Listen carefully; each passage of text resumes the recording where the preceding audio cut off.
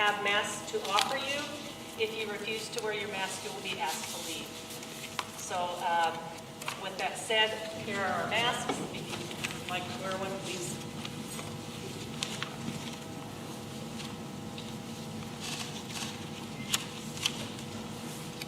Thank you.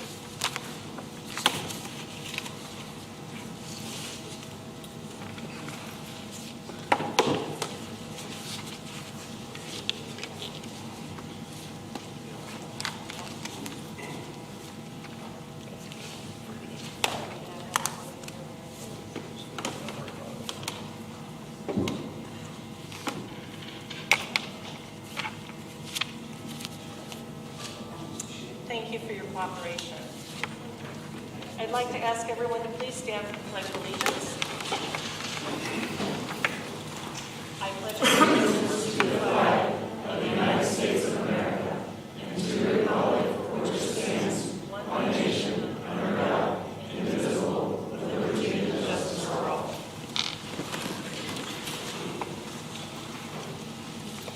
Thank you. The board will now move on to the public participation portion of the meeting. Dr. Dearman will begin with the superintendent's report.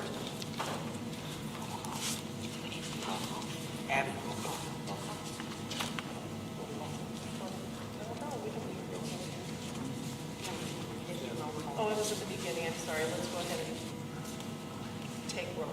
Okay. Henry? Here. Feldman? Here. Hausengay? Here. Holzhauser? Here. Humboldt? Here. Wagenbach? Here. Wisdom? Here. Mr. Johnson, you got the stream going? Good, okay, thank you.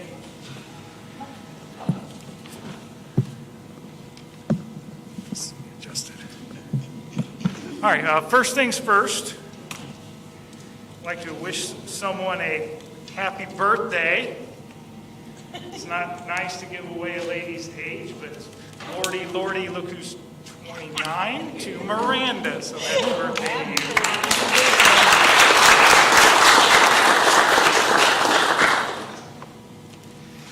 We have back to school teacher orientation Monday, Tuesday of this week. Had a good 2 days. It was a different change this year. We had a lot of businesses. We sent out close to 200 letters. And that's what this harvest work. It's on the news and had a good response. And we were able to give away a good number of prizes to staff. And I think that was appreciated. And then we also had food trucks out. So they could get their lunch here at the school and not have to travel as far to get that. And it was a good day. And then today was our first day of school. I went to every building today, met with every principal. And it's a blessing to have veteran administrators that have been there, done that many times. Pretty smooth start everywhere we went. So nothing out of the ordinary for a first day. So thank you to them. An update on registration numbers. We are up 133 students from what we were at this time last year. Now, the numbers I was using from previous years are off the 6th day enrollment. Today obviously isn't the 6th day, but it's going to be comparable. So we are seeing another growth in our district, which is putting a cramp on some of our numbers, but it's a good problem to have and speaks well for our district. Also, congratulations to Katie Caslett. She earned the 2020 IADA Athletic Director of the Year award, very well deserved.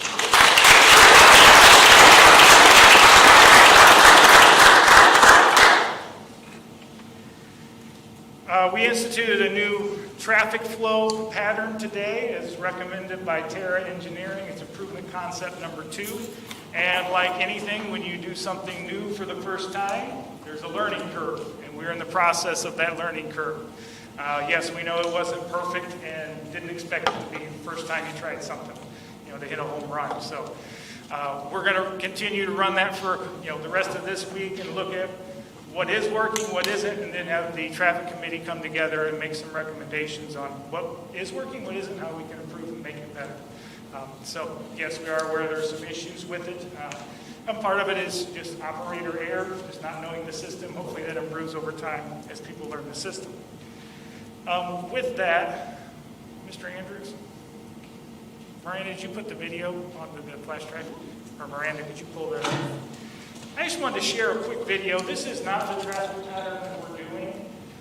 It was just one of the concepts that was thrown out to look at as an option. But I wanted to share it because this video was done by Dr. Adrian Stoops. He asked them to put this together, and I think you'll be impressed as I was at how well our students worked to make this thing potentially work.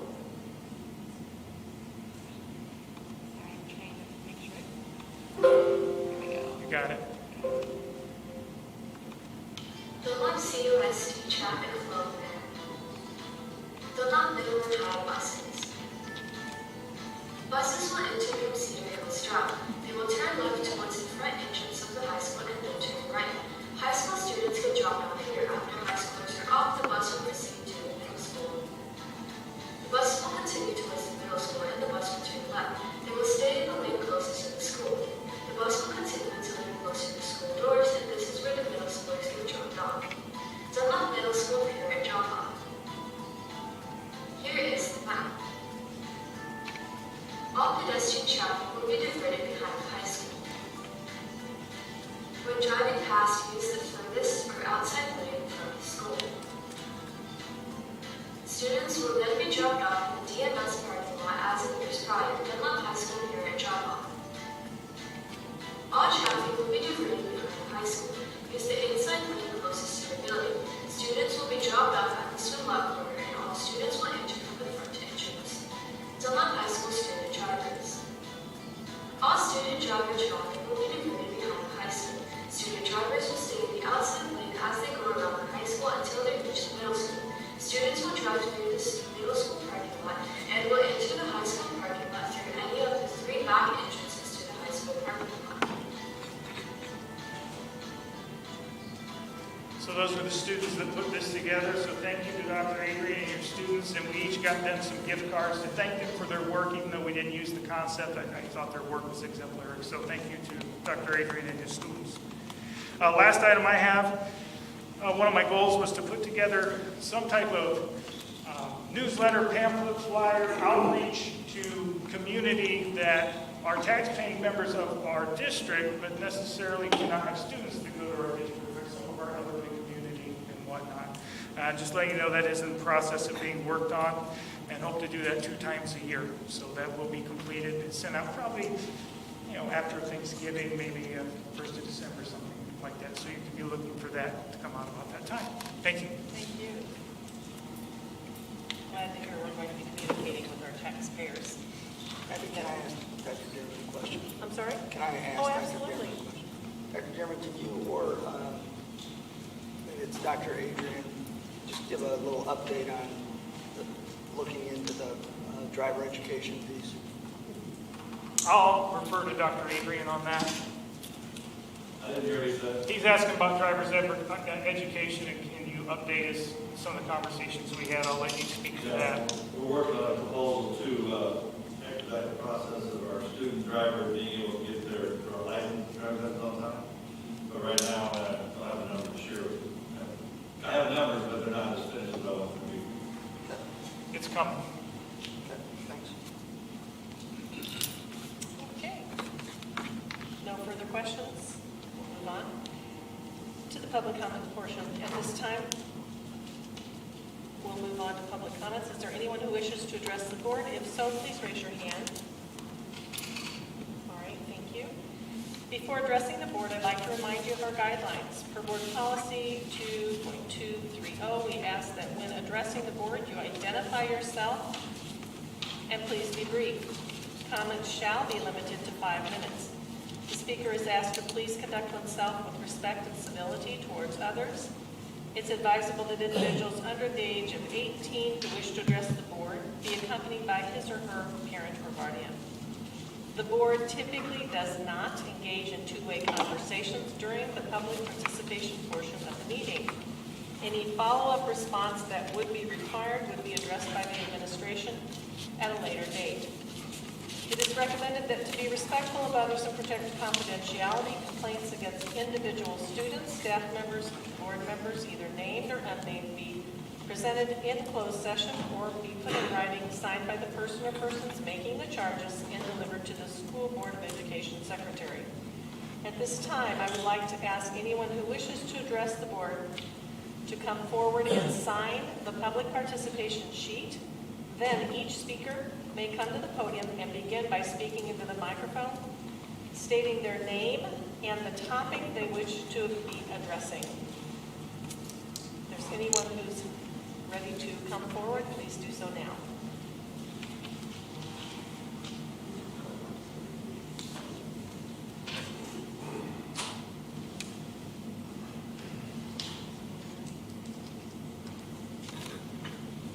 My name is Tim Bruce. I'm a parent within the district. And the topic I'm bringing tonight is the mask mandate. First off, I wanted to start off by saying that, I appreciate the work that everyone puts into this district.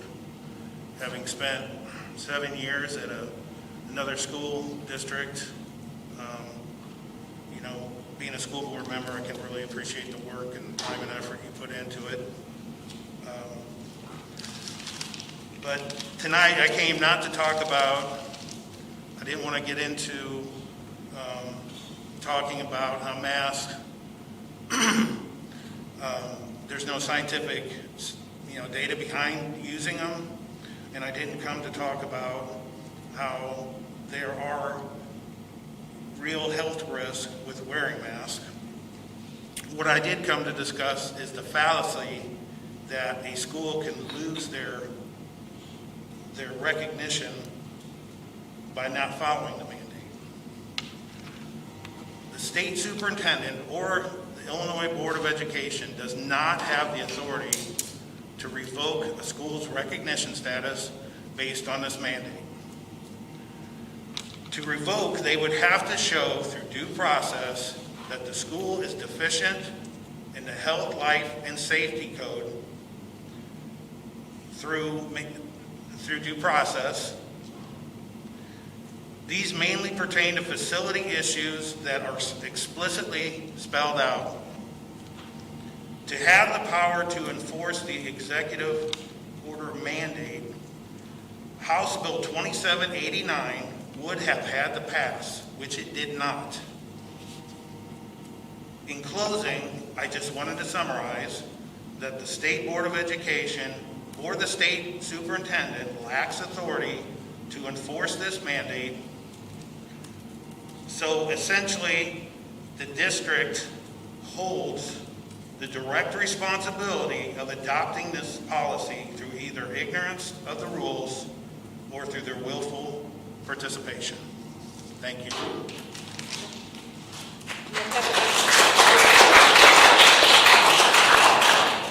You may have the next person come up to speak, please.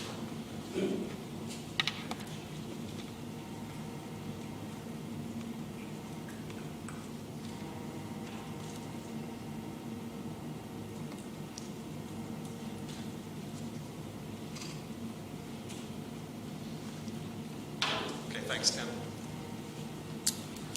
First, I'd like to say thanks to the school board for this opportunity to speak. My name is Jade Hamer. I'll be speaking on the mask policy. I have a daughter in Dunlop Middle and a son at Hickory Grove Elementary.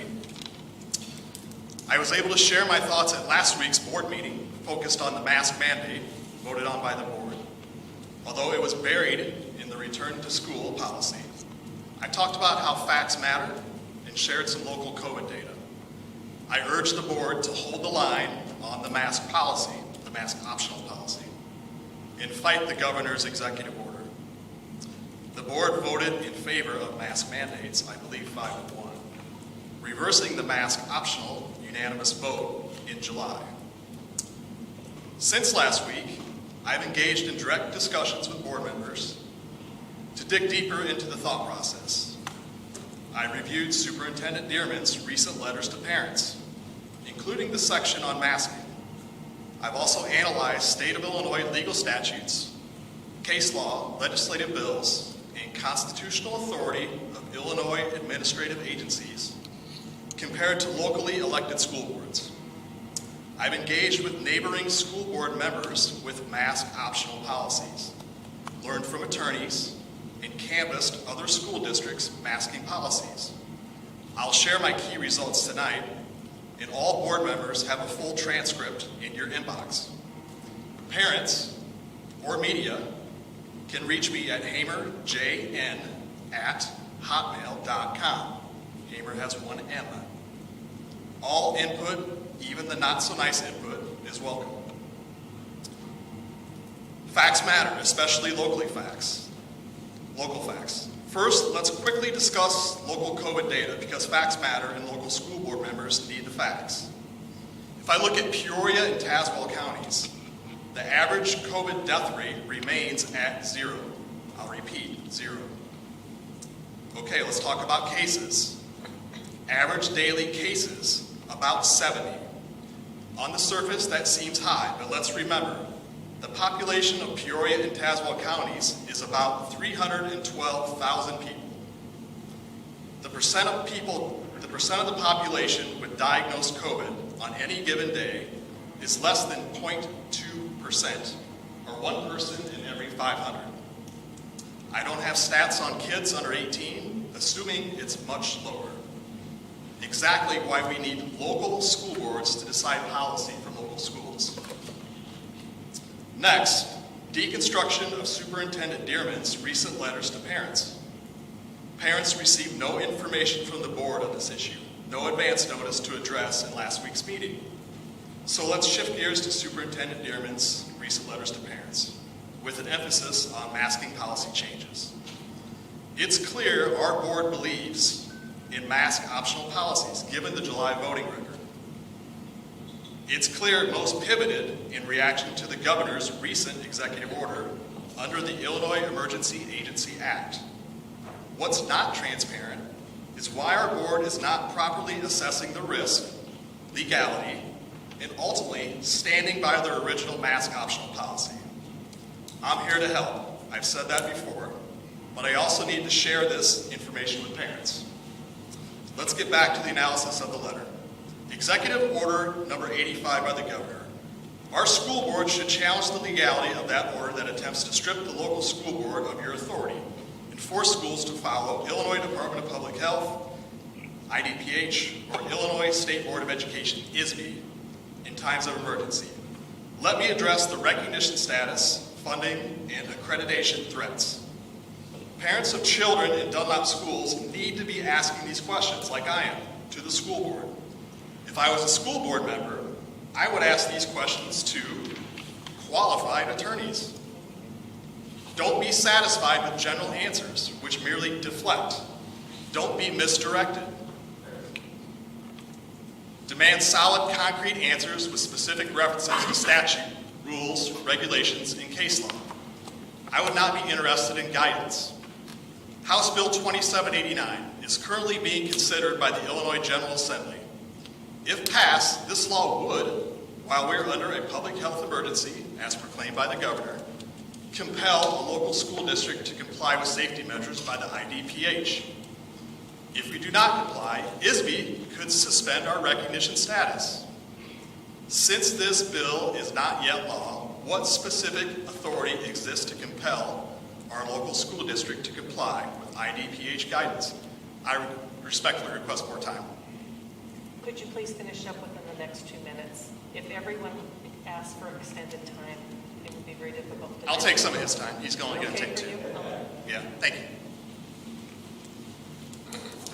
I have the full transcript of House Bill 2789 and audio from the May 2021 Senate Committee meeting.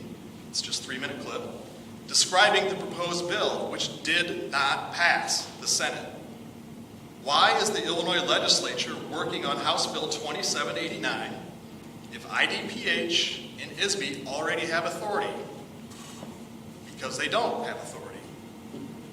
Where is it expressly, second question, where is it expressly written in any law that the governor can, at his pleasure, take control away from school districts?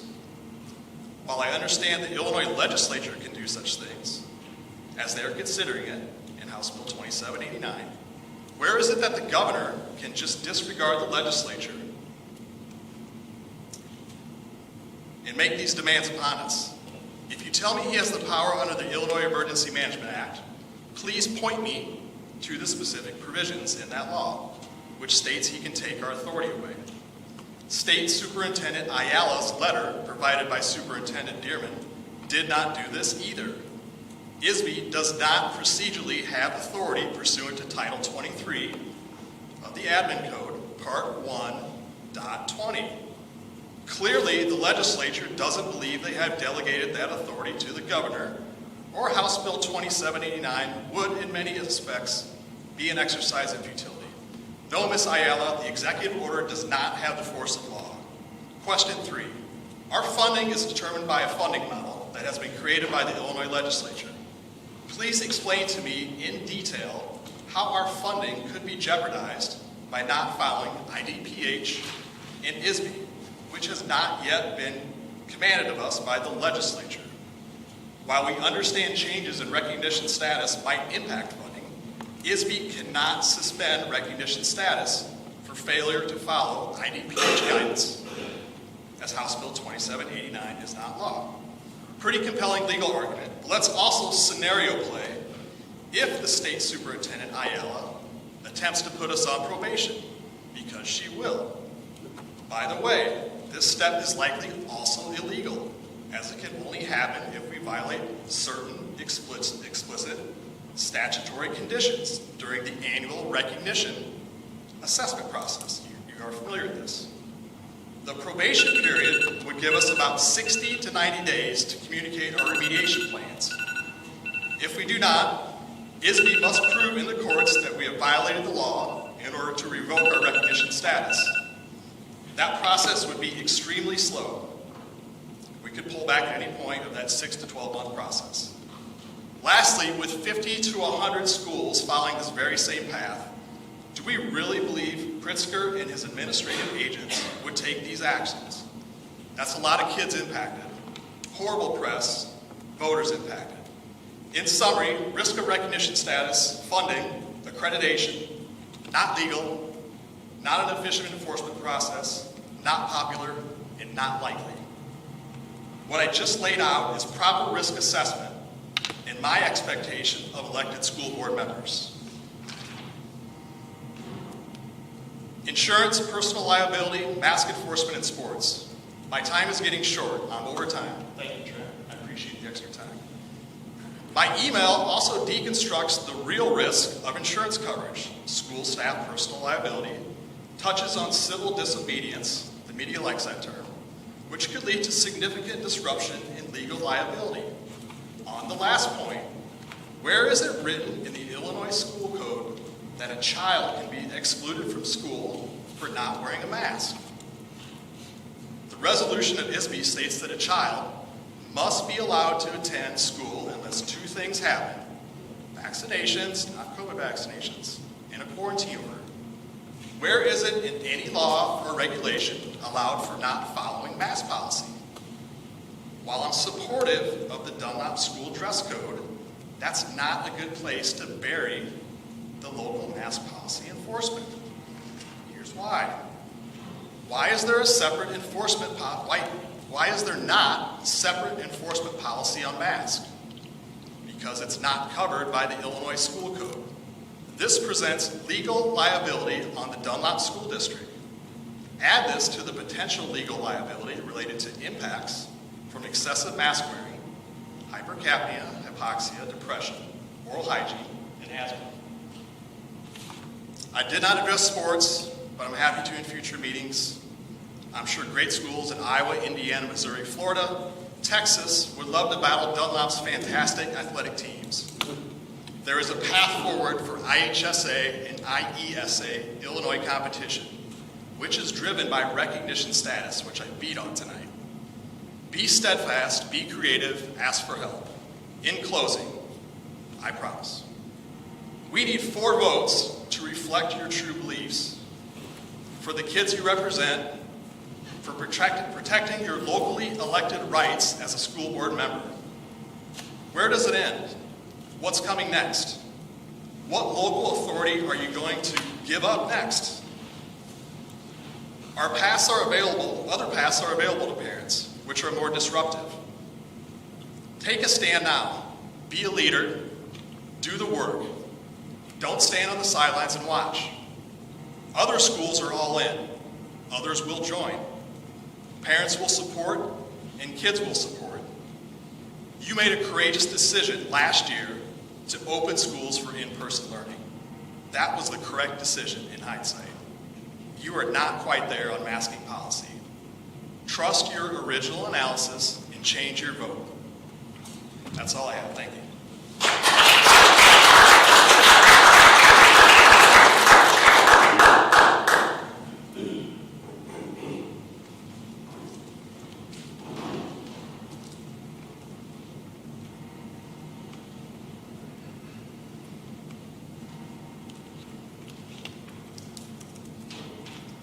Good evening.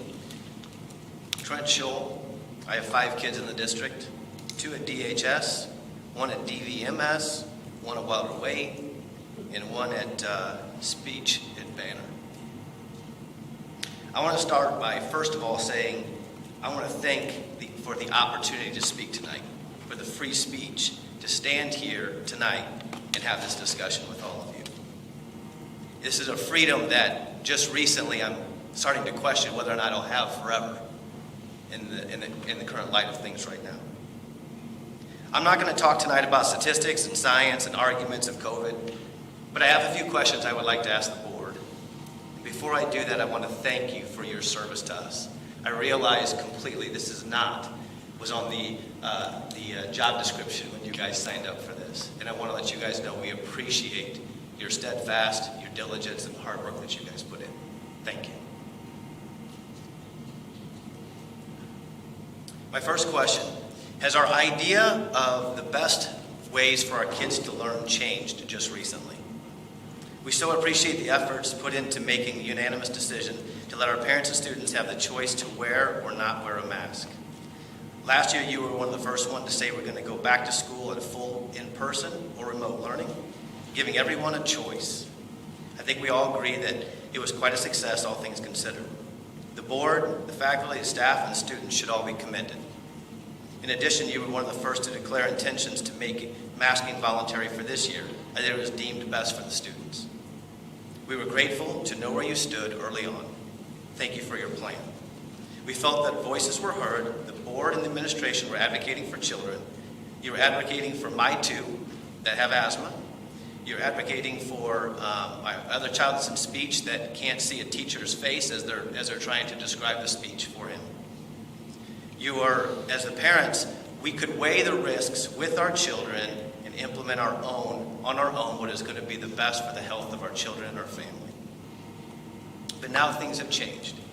The hope our children had was shot down by our governor and our concession to him. The meeting took place last week concerning the mask mandate was not made known to the public. It was discussed in executive session, as I understand or as I've read. This is problematic and inconsistent with the board that we know and trust. What happened to the transparency, and so I just want to ask you guys to reconsider how you went about that approach, respectfully. I would ask that you revisit at a special meeting, a future board meeting, where the public could be made aware, and each and every person could be heard directly, regardless of which side of this fence that they're on, so that you guys could actually hear the pulse of the community that's voted for each one of you. This leads me to my second question. Where are we going to draw the line?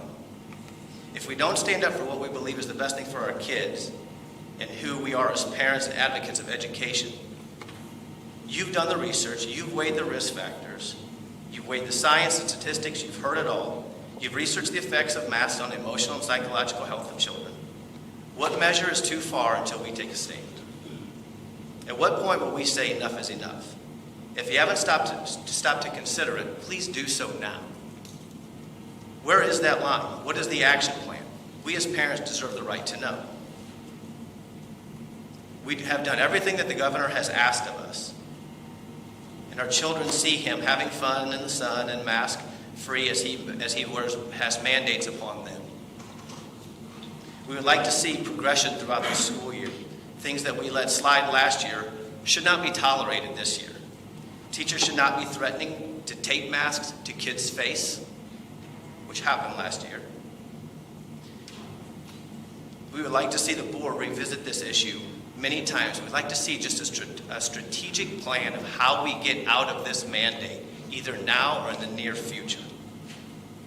We'd like to leave you with an analogy of the boiling pot on the stove. You take a poor frog and you put it into a boiling pot of water, and he's going to jump out this fast. But you take that same boiling pot, you stick it on the stove, but the same pot of water, stick it on the stove, put the frog in it, and you turn up the heat. And he stays there until he just dies. The question that I have is, that water is getting pretty hot. At what point do we say enough is enough, and we're going to take a stand in our plan of how you guys have created your plan with diligence, with honor and respect the way you guys have created it? I'd ask you to reconsider to go back to that plan in the near future, or at least give us a plan as to how we get back there quickly. Thank you.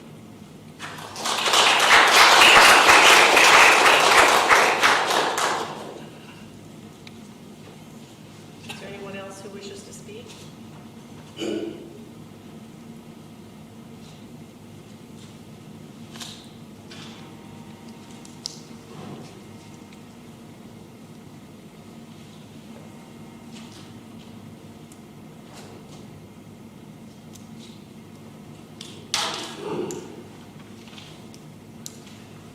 Good evening. First, as far as the traffic pattern is concerned, must be a success. My daughter and the car returned undented both. Thank you for allowing me to exercise my right to free speech this evening before the board. My name is Lindsey Johnson, and I come to you as a lifelong resident of Peoria, Illinois. I intentionally moved to the Dunlap School District in order to get the best public education for my children available in this area, if not the entire state. 2 of my children have completed their education in Dunlap schools and are doing very well. My continued gratitude to this district. Many of you knew them, still know them. I'm currently entrusting this board to oversee the education of my 3rd child. She's a lovely and beautiful young lady who has a marvelous academic record. She helps with freshman orientation and is loved by teachers and staff. She began singing in chorus as soon as it became available in middle school. It is and has been one of the most exciting, fulfilling things in her young life.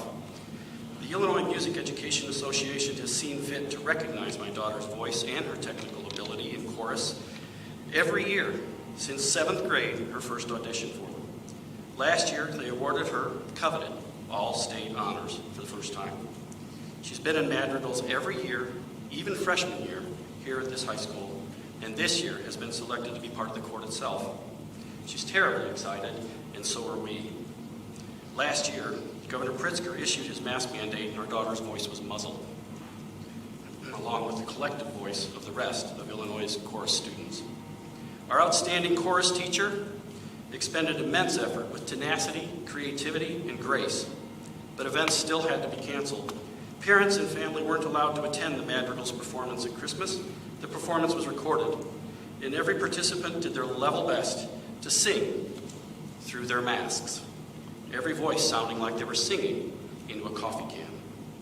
As tragic and disappointing as this is, there was one more piece of sheer joy that no one was able to witness and enjoy. You see, our daughter absolutely adores singing. It brings joy to family, friends, and strangers alike. When she sings, the joy is obvious and even infectious. Why, do you ask? Because when our daughter sings, she can't help herself. She smiles from ear to ear. The most joy and contentment in a smile you've ever seen. It lights up every performance. Until masks. It didn't light up last year's madrigals or any other chorus event last year, for that matter. And now it's on the brink of being masked and hidden away again. Why do I relate this story to the board tonight? Because this virus will be with us the rest of our lives. It's never going away. It's like the scores of variants of flu and cold that we deal with every year. Will you, this school board, keep my daughter's joy hidden away for yet another year? Or even will you help to keep it hidden forever? All because of a virus that's no more deadly than a bad case of seasonal flu. Yes, you. Because you are the ones hiding all of our children's joy. You've chosen to allow fear to rule your decisions on the board, and I, for one of many, will not support someone who allows themselves to be bullied and pushed around by tyrants and those who think they can control others based on their own personal and political agendas. You voted against a mandate before Governor Pritzker made his announcement. Why? Well, it's something I tried to find out last Friday at 10 to 5 when the announcement came out back to school. I emailed each and every one of you on this board Friday. I was very polite, non-aggressive, and appropriately formal in addressing each of you. But only one of you replied, and even that reply gave a non-answer. People want to believe that only monsters commit mass abuses and atrocities, but it's actually ordinary people just doing their jobs and following orders who make the horrors actually happen. Historically, the most terrible things, war, genocide, slavery, have all resulted from simple obedience. The time to disobey is now. It may not end well for us, but I guarantee if we do obey now, this will most certainly and not end well. The vaccine mandates are coming. The vaccine passports are coming. Critical race theory is coming.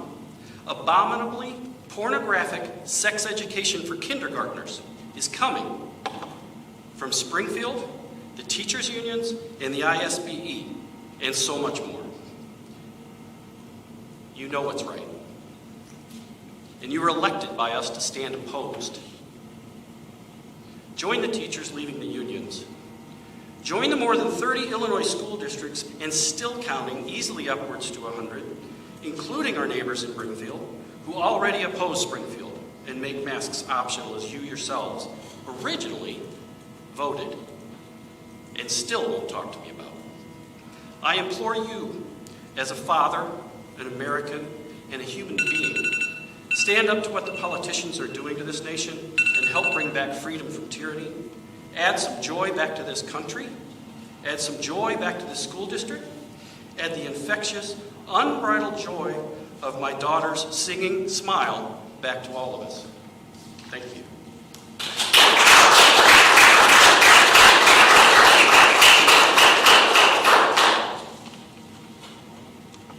Is there anyone else who wishes to address the board this evening? Seeing none, this concludes the public participation portion of the meeting. The board will now move on to the information discussion items. I might say something real quick.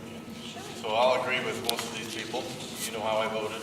I'm glad to see the public was awakened to our decision on the return to school. And I was disappointed that we quickly added that mask plan onto our emergency meeting last week. I'm not sure how that happened. I don't quite understand it like it should. It was behind the closed doors, which maybe wasn't right either in the executive session as a policy decision. Non-transparent. When I came on this board, we talked about transparency. It went away that night. So I think it may be necessary to have another emergency meeting since the public is wanting to be voiced. So we'll see, that's our duty. We need to listen to the public. For the kids and the teachers' sake, let's take off these masks and raise up our flags back at the top of the flagpoles. I don't know why they're half mast. Can't figure it out. And get back to real work. Dunlop parents want to control their kids, and we must stop that intrusive power from our governor and the powers that are above us. So thanks for coming. Thank you, Mr. Wackerman. That's the most you've said since you've been on the board. I don't like to talk, but Anyone else have anything to say this evening? All right, then, this does conclude the public comments portion of the meeting. The school will now move on to school activity accounts reports. They were included in the packet. Do we have any questions? Thank you.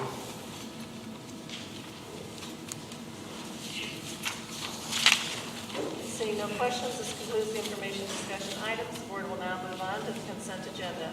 Wait, Abby, is the budget, am I missing it on the agenda? Yeah, it's all in. It's on the... It's later. It's later. Are there any questions or discussions regarding items on the consent agenda? May I please have a motion to approve the consent agenda? I move to approve the consent agenda as presented. Thank you, Mr. Feldman. May I please have a second? Second. Thank you. Mrs. Henry, any discussion? Roll call vote. Feldman. Aye. Hausengay. Holzhauser. Aye. Humboldt. Aye. Wagenbach. Aye. Wisdom. Aye. Henry. Aye. Motion carried. The board will now move on to the action items. The bill list, the treasurer's report, and the district investment report are included in the board packet. Are there any questions? May I please have a motion to approve? Can I make a Sure. comment? Mr. McKenzie is here. I just want to thank him as we're looking through the bill list. We did have several questions. He did a great job answering any questions that we had. Just to let you know where we are taking a look at this, because as we do see, we'll go through the FY22 budget here coming up, and we'll see that we potentially may be in a deficit. So just want to thank you for your time and answering our questions so quickly as we review everything on the bill list. Thank you. May I please have a motion to approve payment of the bills? I move to approve payment of bills in the amount of $3,013,629.30 as presented. Ms. Holzhauser, may I have a second? Second. Thank you, Mr. Wisdom. Any discussion? Roll call vote. Hausengay. Holzhauser. Aye. Humboldt. Aye. Wagenbach. Aye. Wisdom. Aye. Henry. Aye. Feldman. Motion carried. Information regarding the property tax appeals for the board assessment is included in the packet. Are there any questions? I do have a question, Amy. What's our record for these as we go through them? I know this happens every year, and there's always several. I'll have to reach out to the attorney, and I don't know that information off the top of my head, but I'll find out and get it to you. Thank you, that's all. May I please have a motion to approve the property tax appeals? And Abby, are you going to be going individually or all together? well, they're on the agenda as all together. You can do them all together, but as I mentioned, I sent a note to you and Dr. Dearman that I'm going to have to abstain I understand. because I have a professional conflict with one of the companies that's on the list. I understand, and I appreciate that. Thank Okay. you. Yep. I'll move to approve the property tax appeals for assessment as presented. Thank you, Mr. Wagenbaum. May I have a second?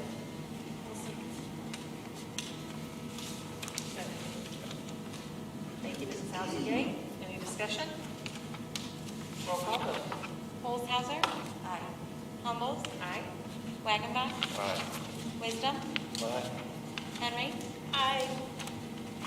Motion carried.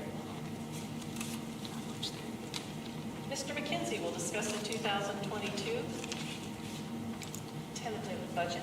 Mr. McKenzie.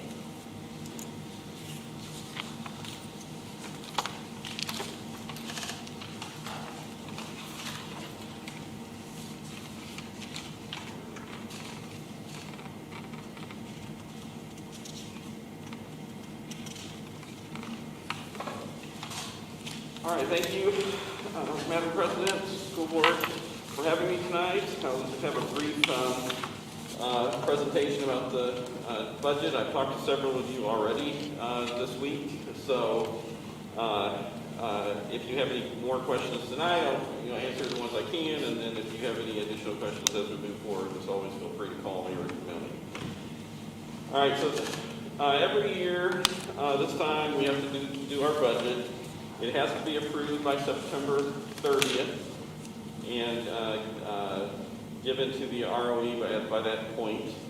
So this week, we are going to publish a public notice in the newspaper.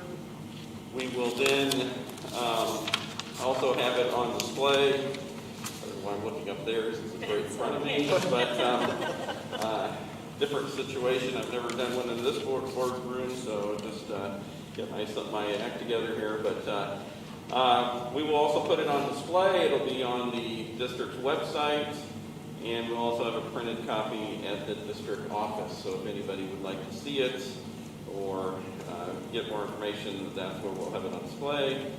We will have a public hearing at the next school board meeting on September 22nd and hopefully approve the final budget on that board meeting. And then we will present it to the ROE and submit it to the Some of the assumptions that we have for revenue, I have here on the screen. Evidence-based funding. The state has just a couple weeks ago finally released the increase in evidence-based funding. It used to be called general state aid. For those of you who've been doing this for a while, I still always want to call it general state aid, but it's evidence-based funding now. Corporate personal property replacement tax that just was released last week. That is taxes that companies pay, and we get a percentage of whatever companies pay throughout the state. The state is estimating that it'll increase 14% in this next year. That has everything to do with how the economy is doing, how profitable businesses are. And then for EAB, I talked to the county, and they're estimating about 1.4% increase in EAB. In this budget, I had done 1% increase. But you'll see in the budget that the property taxes still go down because most of the property taxes we're receiving in this budget are property taxes from last year, that we passed last year. And so that was, we've had 3 years where property taxes have gone down, or EABs have gone down. And so now we're hoping that that trend has stopped and we will have a slight increase for what we pass for next year. So the June receipts will have a 1% increase, or 1.5% increase, somewhere in there, is what we're anticipating. Other things like payroll, I'm assuming, I have in the budget all the existing employees that we had to have started already. Things like subs, I used numbers from a couple of years ago, not last year, because last year subs were kind of high for obvious reasons.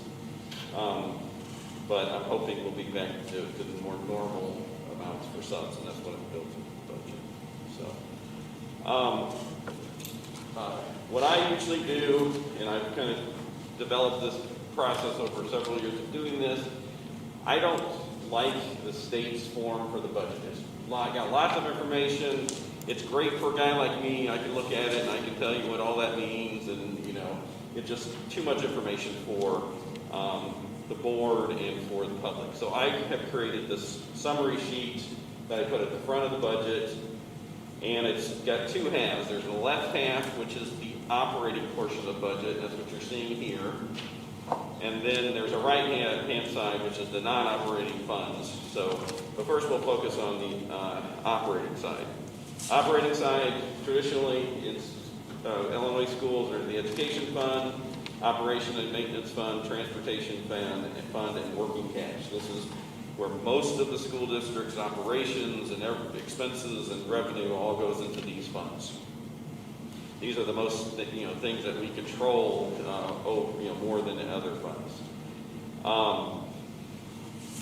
The biggest thing everybody wants to know is what are we budgeting for revenue over expenses. And if you look in the far right column for the total operating funds, the third line from the bottom is got brackets around it. As an accountant, we put brackets around the negative numbers, so that's not what we really want to see in this, but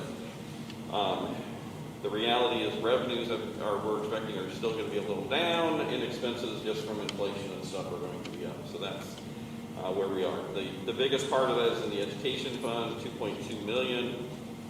I did add a slide from the one I sent out last week, just kind of showing you the differences in the education fund. That's the biggest part of the budget. I had all this information, I just didn't include it in the presentation because just for brevity. But you'll see in this the various pieces of the budget.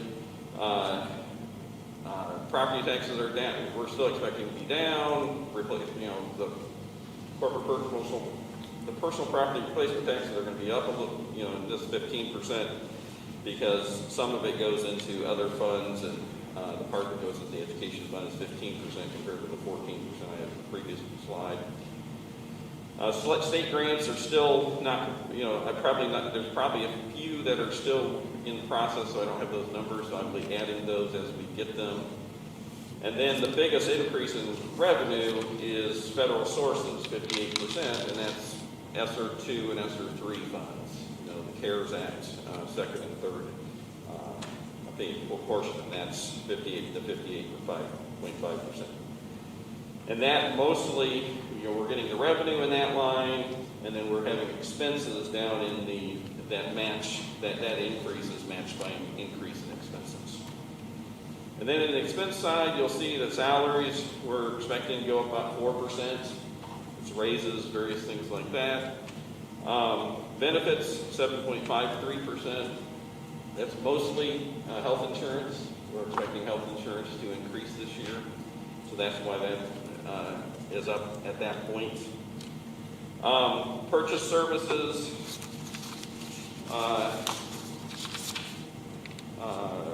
about 180,000 of that, 26% is from ESSER funds. In supplies, about 70,000 is ESSER funds, and the rest is just budgeting more back to what we're normally do. Last year was not a normal supply year. Spent a lot more on masks and stuff than normal, but we spent a lot less on sporting, sports and things like that. So this brings up the number. And then capital outlay is up at $1.3 million for what we spent. Most of that is in technology. A little over $1 million of that comes from ESSER funds. So that's why that big increase. So I didn't do this whole complicated thing for every fund, but that's for the education fund. So they're going back to the other funds. The other funds, O&M, transportation, one has a little bit of a surplus, one has a little bit of a deficit. Dr. Dearman and I, over the course of the year, will review all the expenses, and we will try to, our goal will be to shrink this deficit as the year goes through. My hope is that we would not see in the end this kind of number. But we have to start somewhere. This is where a logical way to start. So, and then if what I consider the right side of the summary sheet that I put with the budget is the non-operating funds, debt service. Debt service is completely dedicated to paying our bonds. If we were to close tomorrow, the county would still levy taxes and pay our bonds. And so any fund balance in that is just a timing difference between when we collect it compared to when we pay those bond payments. IMRF Social Security, we are talking about possibly doing something with that, but because we have developed a little bit of surplus in that fund that's probably more than is needed in that fund. And then capital projects, most of that money is coming in from the county school facility sales tax, which we got the notice today about what it was, and it's still very strong, a lot stronger than I would have thought it would when I was doing this last year. Tort is basically budgeted break even, and then life safety, we're spending out some of the life safety funds on a lot of the summer projects we did this summer. So, and they go up going into the year. So those are those funds. And so the grand total, I budgeted a $1.7 million deficit. And like I said, the goal would be as we go forward with this, we will work to shrink this deficit as we go through by controlling overtime, controlling subs, and controlling the expenses that we can. So these I put in here just as reminders about how we get our money. In the operating funds, 71% comes from property taxes. We're up to 10% of federal sources. It's higher than normal because of all the ESSER funds we've been getting. That will shrink as the ESSER funds go away. That other big portion of it is evidence-based funding at 9% and replacement taxes at 3%. So those are how we get our money to pay for all this, and then this is how we spend the money in operating funds. 67% from salaries and 11% from benefits. So even though we're spending a lot on capital this year because of ESSER funds, we're still at that 80% almost of salary benefits, which is perfectly normal for a school district. Usually in that 78, 79, 80% for salary benefits. The next steps, of course, we'll post it on the district website and at the district office, and then we'll have the public hearing on September 22nd and ask you to approve the board, approve it at that meeting also. So that's all I have for tonight. If you have any questions. Excellent presentation. Very, very excellent. And I like that you said twice, we will continue to try to shrink the deficit. Very refreshing to hear that. So thank you so much. Anyone else have any comments or questions? I have a couple. I'll try to talk about it. Can you go back like maybe 4 slides? That one. I just want you to comment on the fund balance here on the bottom if you can. On the IMRF or all the fund balances? I'm sorry, at the bottom, what our actual balance, the 60 million? Oh, yeah, $60 billion. Okay, I see what you're saying. Okay. I mean, across all funds, of course, our fund balance is expected to be $60 million. Obviously, not all of that funds, all those funds are available for operations. That's kind of why I separated. So people have a tendency to jump to those those bottom line numbers, and that's useful information. But a lot of that money is tied up in the non-operating funds, and they're not. You can't use them for payroll. You can't use them for supplies. You have to use them for the reasons that are set up within those funds. So we really have to go back to the operating portion. That's where you get to the fund balance that is available for things like that. So for the $46 million is very, very healthy, a lot healthier than where I came from. So I like to see that number, but it's still less than. I encourage you to focus on that number as our real surplus, and $31 million in the education fund, which is where we do most of our purchasing. And thank you. I think it's a great presentation. I just want to make a comment here. The corporate personal property replacement tax increase of 14%. That's very significant for us. I think you indicated it's about 1.1 million. Right. So just wanted to let the board know that that's a pretty significant amount increase coming in. So that's a great thing. Michael, are you done? Can you go back to the operating slide? You got it up there. I'm reviewing this, and I'm looking at the education fund, and what we're showing is, am I correct, $2,286,000 shortfall between revenues and projected expenditures? That's correct. And then you follow that line across, and we have some surpluses in O&M and working cash. And so on all 4 of the operating funds, the net negative figure is $1,872,000. Correct. But going back to the ed fund itself, that's where we're going to be. We're going to be underwater, and we understand that. Okay. Now go to the next page. Non-operating. The one thing that this page doesn't have, the first one is a summary, a total net for just this page. Because what it's done is it's taken the totals from page 1, the operating, wrap these into it to give us a grand total. And what we're showing in the grand total is a loss, a deficit of $1,754,000, which means this page has about a $100,000 surplus. Correct. Okay? But in our operating budget, that's the one that we're seeing the deficit. This one, this page is almost even. Correct. Okay. And then I think Teresa's point, which she was trying to make, the end-of-year projected fund balance is showing $60 million right now, but part of that $60 million includes tax revenues that we've already received through June. Oh, right. That are going to have to be expended. We're not really sitting on $60 million of fund balances. That's correct. I mean, that is true. That's one thing that we get in Illinois, in Peoria County. We get a big portion of our tax, and I don't have those numbers right in front of me, on June 20th, 22nd, And so that money's sitting in the bank on June 30th, which is what I'm using here, June 30th numbers. Yep. And that money has to be expended through the year. So, I mean, that's one of the problems with fund balance, is looking at a fund balance at this point in time, June 30th. It is the highest your fund balances will be all year long. Because as soon as June starts, or July starts, you're going to start paying payroll, and it's going to start going down. You're going to get another big infusion in September, and then your lowest amount's going to be in May, because you get this big infusion, and then it all goes down, and then you get a big infusion in June. So it's hard to look at this number, I agree, and really say, okay, that's the money in the bank. That is probably the money in the bank that day, but it's because we just received our big, one of our big infusions of property taxes on June 20th, 25th, something like that. So, But I do want to bear in mind that our ed fund is that one that we have to try to understand. Right. Because that's the one that, and it doesn't go down, it goes up.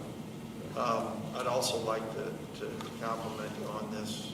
Glad you have this forum. This is the third time I've been through this. This is the first time that I've ever been so easily understand this. So thank you.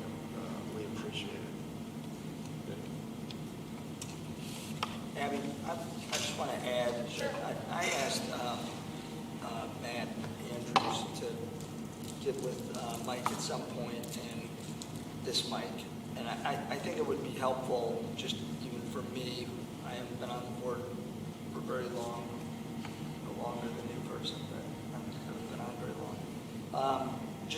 For context, I'd like to see programmatically, maybe not included, you can include last year, but last year is kind of the anomaly. But I'd like to see, just on a high level, I don't need by teacher, by staff, anything, but what programs we've either been able to add or what programs we've been able to subtract or have had to subtract. Because I think it would add a little context to the numbers, because it's not always apples to apples when you're swinging in programs or taking out programs. So I'd like to have a better sense of, what we had to take out and, how that may played into this versus if there's anything we were able to add, so we can have that, hopefully in advance of the next meeting, because I'd like to get a better feel for some of the things that we had to maybe jettison, or maybe some things that, we want to take another look at. All right. Are there any further questions, comments? Great job, thank you. I'd like to entertain a motion to approve the FY22 tentative budget. I'll move to approve the FY22 tentative budget as presented. Thank you, Mr. Wisdom. Is there a second? Second. Thank you, Mrs. Holzhauser. Any discussion? Roll call vote. Hausengate? Aye. Holzhauser? Aye. Humboldt? Aye. Wagenbach? Aye. Wisdom? Aye. Henry? Aye. Feldman? Aye. Motion carried. Information is included in the board packet regarding the 2021-22 organizational chart. Are there any questions on the organizational chart? Abby, thanks for the question. What were the updates from the previous chart? We have the two TOSAs, and then the one that was up on the webpage did not have Katie Caslim's position. It was board approved, and it's reporting to the superintendent. And then the middle school AD is reporting to her, so we need to update that. So my question, as I look and I went back and pulled the old one, so do we now have a director of operations or a director of business services? Because there you have the same, did you just change the title? We do not at this point. Do not, I'm sorry. We do not have those positions at this point. Yeah, we have a substitute at this point. We have not hired permanent. Understood. But I guess my question is, you just changed the title though, right? It was Director of Operations. Correct. And now it's Director of Business Services with the same reporting structure underneath. That is correct. Dr. Dearman, you mentioned two TOSAs. I only see one on here. Is there a second one that's not shown here? I see a TOSA under the Director of Curriculum Instruction, but I don't see one anywhere else. It is two TOSAs. It should be a two next to that, because that was the assistant curriculum director. We no longer have that position, so that was the update. But we can put a 2 next to that to signify that we've got 2 now. 2 TOSAs under the Director of Curriculum and Instruction? That's correct. Because the assistant left. Is that right? Because the assistant left, we don't have the assistant director position and our instructional coach. So we're meeting in July. That was the additional of those that we spoke about. Well, I want to come back to this after closed session, so I'm going to move to table this matter until after closed session. Is there someone who would second his tabling motion to table? Tabling the org chart? Yes. Is there someone who also wants to? I'll second that.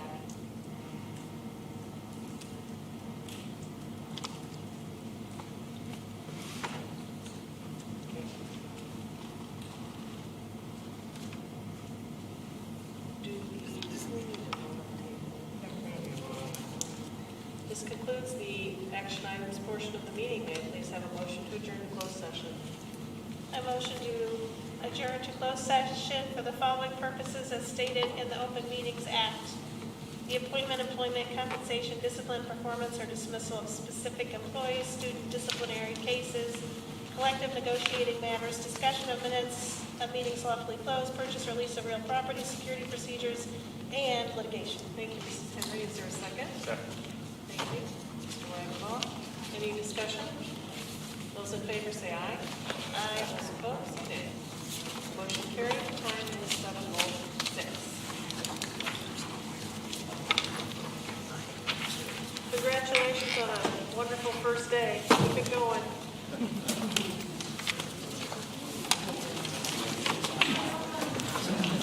I better get some. Better way to spend my 40th.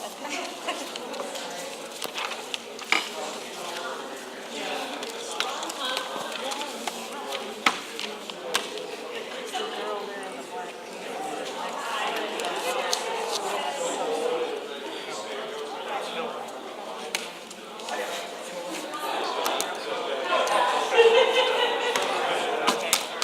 I thought so because she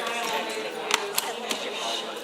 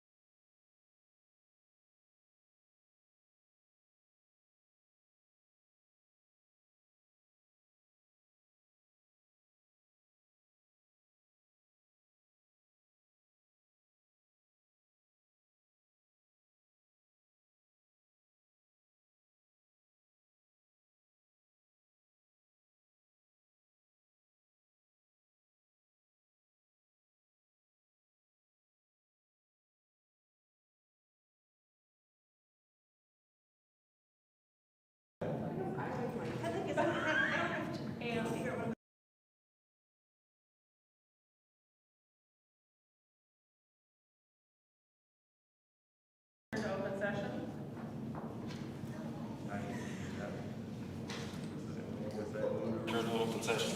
Thank you. May I have a second? Thank you, Mrs. Holzhauser and Mr. Wireball. Any discussion? Roll call vote. Henry. Aye. Feldman. Hausengay. Aye. Olshauser. Humble. Aye. Wackenbach. Aye. Wisdom. Motion carried, and I could have said, all those in favor say aye, but I didn't. I apologize. 7:45, return to open session. May I please have a motion to approve the human resource consent agenda? I move to approve the human resources consent agenda as presented. Thank you, Mrs. Holzhauser. May I have a second? Second. Thank you, Mrs. Henry. Any discussion? Roll call vote. Humbles. Aye. Wackenbach. Aye. Wisdom. Aye. Henry. Aye. Feldman. Hausengay. Aye. Olshauser. Aye. Motion carried. May I please have a motion to approve the closed session minutes? I move to approve the closed session minutes of the regular board meeting July 21, 2021 as presented. Thank you, Mr. Wagaball. Is there a second? Second. Thank you, Mr. Wisdom. Any discussion? Roll call vote. Wackenbach. Aye. Wisdom. Aye. Henry. Aye.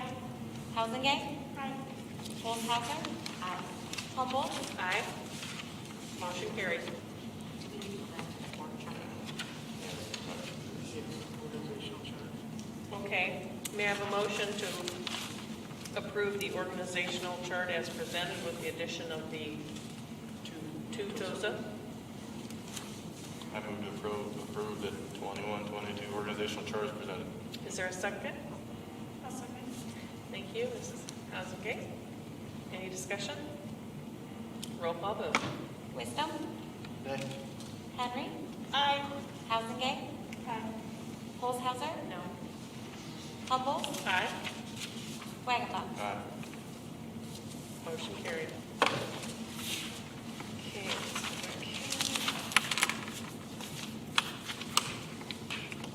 Is there a motion to adjourn the meeting? Move to adjourn.